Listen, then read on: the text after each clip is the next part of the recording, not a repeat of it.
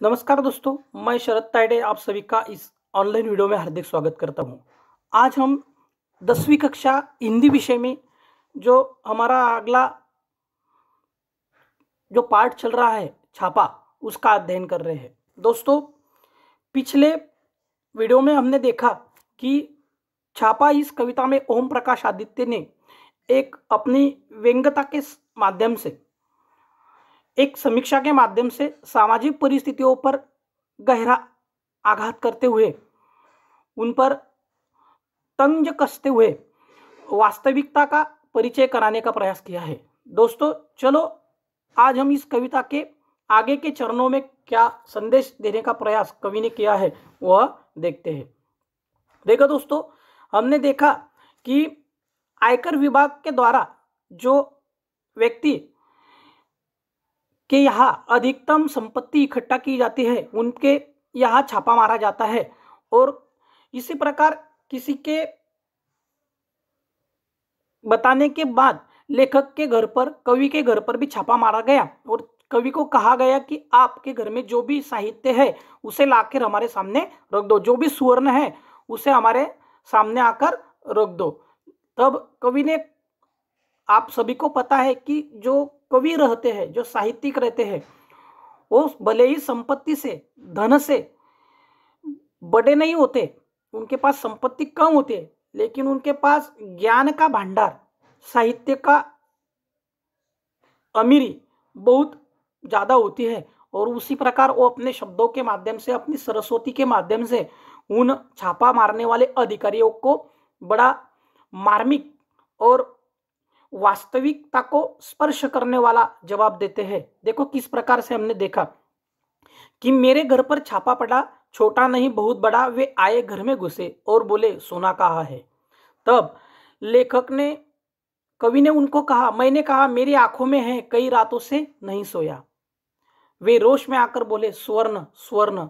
मैंने जोश में आकर कहा सुवर्ण मैंने अपने काव्य में बिखरे हैं।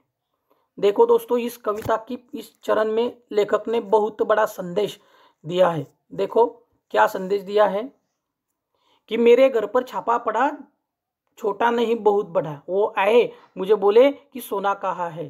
तब कवि ने कहा सोना मेरे आंखों में है, मैं बहुत दिनों से सोया नहीं हूं, क्योंकि समाज की परिस्थितियों की यह वास्तविकता को देखते हुए कवि कह रहा है कि मैं बहुत दिनों से सोया नहीं हूं। क्यों नहीं सोया? तो समाज की यह अधोगति, समाज की यह बदलती हुई परिस्थितियां देखकर मुझे नींद नहीं आती है और मैं इस पर चिंतन करता हूं, मनन करता हूं और उस पर साहित्य का निर्माण करता हूं। और इसलिए मैं बहुत दिनों से सोया नहीं हूं और इसके लिए सोना कहा है, तो आपको सोना मेरी आंखों में मिलेगा। लेकिन आए हुए जो अधिकारी है वह कौन सा सोना प्राप्त करने के लिए आए हैं? सुवर्ण। वह एक धातु प्राप्त करने के लिए आए हैं। लेकिन उन्हें करारा जवाब देते हुए लेखक, कवि समझा रहे हैं कि मेरे आंखों में सोना है। तो वो रोश में आके बोलते हैं कि स्वर्ण नहीं, सोना नहीं, सुवर्ण। तो मैं, कवि जोश में आके बोलते हैं सुवर्ण मैंने अपने काव्य में बिखरे हैं, उन्हें कैसे दे दूं। काव्य में बिखरे हैं यानी जो साहित्य कलाकृतियों का निर्माण कवि साहित्यिक ने किया है, उसमें जो अक्षर है, उसमें जो ज्ञान है, उसमें जो सामाजिक परिवर्तन के विचार है, राष्ट्र निर्माण के जो विचार रखे गए हैं, समाज को दिशा दिखाने के जो विचार रखे गए हैं, वो मेरे लिए, मेरे अक्षर क्या है? स्वर्ण है। वो मेरा सोना है, वह मेरे स्वर्ण है। और मैं अपने साहित्य में रखे हुए उन स्वर्ण अक्षरों को मैं आपको कैसे दे दूं? इस प्रकार का करारा जवाब लेखक अपने कविता के माध्यम से इस व्यवस्था को दे रहे हैं। वो बोलते हैं, वो बताते हैं कि स्वर्ण मेरे पास है, मेरे पास संपत्ति है, लेकिन मेरी संपत्ति, मेरे सुवर्ण, मेरे साहित्य, मेरे काव्य के शब्द है, उन शब्दों की धार है, उन शब्दों का निर्माण है, वह मेरा सोना है, वह मेरी संपत्ति है। और मैं उन्हें तुम्हें कैसे दे दूं? देखो दोस्तों, एक जो कवि होता है उसके पास भले ही संपत्ति न हो, लेकिन संपत्ति से ही श्रेष्ठ, संपत्ति से श्रेष्ठ जो उसका होता है वो होता है काव्य। काव्य के शब्द होते हैं और वो उसमें उस शब्द में सरस्वती का प्रत्यक्ष, माँ सरस्वती का निवास होता है। और इसीलिए कवि साहित्यिक अपने साहित्य को, अपने साहित्य में आने वाले शब्दों को स्वर्ण से ज़्यादा समझते हैं और वही उनकी सही संपत्ति होती है। एक साहित्यिक के यहाँ छापा मारने वाले अधिकारियों के पास जो कुछ जानकारी थी वो गलत थी और गलत जानकारी के आधार पर समाज पर करारा व्यंग कसने वाले साहित्यिक के घर छापा मारने वाले इस अधिकारियों का दोगलापन यहाँ कवि ने सबके सामने रखा है। कवि बोलते हैं, मैंने जोश में आकर कहा सुवर्ण मेरे काव्य में बिखरे हैं, मेरे काव्य में है। कविता की जो पंक्तियां है जो समाज को दिशा दिखाती है, सही रास्ता दिखाती है, राष्ट्र को ऊंचाई की ओर ले जाने के लिए एक विचार रखती है, वह मेरे लिए सुवर्ण है और मैं उन्हें तुम्हें कैसे दे दूं, यह कवि बताते हैं। आगे देखो, वो झुंझलाकर बोले तुम समझे नहीं, वो झुंझलाकर बोले तुम समझे नहीं, हमें तुम्हारा अनधिकृत रूप से अर्जित अर्थ चाहिए। अर्थ, अर्थ म्हणजे अर्थ यानी पैसा, और दूसरा अर्थ शब्द का अर्थ। वो आए हुए छापा मारने वाले अधिकारियों को क्या चाहिए? अनधिकृत अर्जित की हुई संपत्ति यानी अर्थ उन्हें चाहिए। वो झुंझलाकर बोले तुम समझे नहीं। कवि को बोल रहे कि आप समझ नहीं पा रहे कि हमें क्या चाहिए। वो बोल रहे कि हमें तुम्हारा अनधिकृत रूप से अर्जित अर्थ चाहिए। मैं मुस्कुरा कर बोला, अर्थ मेरी नई कविताओं में है। आपको अगर अर्थ चाहिए तो आपको कहाँ मिलेगा? मेरी नवी कविताओं में मिलेगा। जो मैंने नई कविताएं बनाई है वह प्रत्येक कवि की पंक्तियों में अर्थ समाया हुआ है और उस अर्थ से मैं अपनी कविता को एक सौंदर्य प्राप्त कर देता हूँ। और आपको अगर अर्थ चाहिए तो आपको मेरी कविताओं के जो पंक्तियां है वह पढ़नी पड़ेगी। वह आपको अलग अलग प्रकार के अर्थ प्राप्त होंगे। इस प्रकार मुस्कुराते हुए सामाजिक स्थितियों का वर्णन करते हुए कवि ने जिन कविताओं का निर्माण किया है उन कविताओं के पंक्तियों में अर्थ समाया है। ऐसा वह उस छापा मारने वाले अधिकारियों को बता रहे हैं। तुम्हें मिल जाए तो ढूंढ लो, तुम्हें मिल जाए तो ढूंढ लो। अगर आपको अर्थ चाहिए तो आप मेरी कविताओं की पंक्तियों में वह ढूंढो और मिल जाए तो वहाँ आपको समझ में आ जाएगा कि मैं किस प्रकार का कवि हूँ। तुम्हें मिल जाए तो ढूंढ लो। वे कड़क कर बोले चांदी कहाँ है। फिर उनको गुस्सा आया और कड़क कर बोले क्या चांदी कहाँ है। मैं भड़क कर बोला मेरे बालों में आ रही है धीरे धीरे। सामाजिक व्यवस्थाओं पर व्यंग कसते कसते लेखक के जो काले बाल है वह अभी चांदी जैसे भूरे हो रहे हैं, चांदी जैसे चमक रहे हैं। और वह पूछते हैं कि आपके पास चांदी कहाँ है। तो लेखक कवि भड़क कर बोलते हैं मेरे बालों में आ रहे हैं धीरे धीरे। लेखक के पास ना सुवर्ण है, ना धन है, ना संपत्ति है, ना पैसा है, ना दौलत है। कवि के पास सिर्फ उसकी धन दौलत क्या है? साहित्य है। साहित्य में जो पंक्तियां लिखे उनका अर्थ है। और सोने जैसे, चांदी जैसे उनके जो बाल हो रहे हैं जो वो है, वो उनको बता रहे हैं कि मेरे इस बालों को आप चांदी समझ लो, यही मेरी चांदी है। वो कड़क कर बोले चांदी कहाँ है। मैं भड़क कर बोला मेरे बालों में आ रही है धीरे धीरे। वे उद्भ्रांत होकर बोले यह बताओ तुम्हारे नोट कहाँ है। नोट म्हणजे पैसे, संपत्ति, पैसा, रुपए, जो नोट।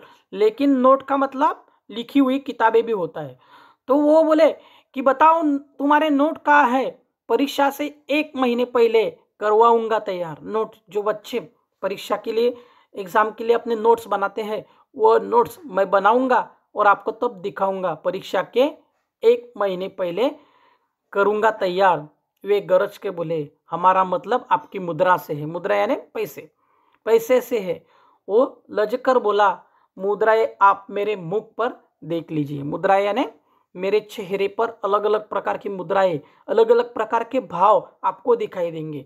जब किसी के यहाँ दुखद घटना होती है तो उस प्रकार की दुखद मुद्राएं, भाव आपको मेरे चेहरे पर दिखाई देगी। अगर कहा प्रसन्नता होती है, कहा उन्नति होती है, तो उस प्रकार के उन्नति का, प्रसन्नता का भाव आपको मेरे चेहरे पर, मेरी मुद्राओं में दिखाई देगा। इसके लिए कवि उन्हें करारा जवाब देते हुए कहते हैं कि मुद्रा आपको मेरे चेहरे पर दिखेगी। नोट मैं परीक्षा के 1 महीने पहले निकालूंगा।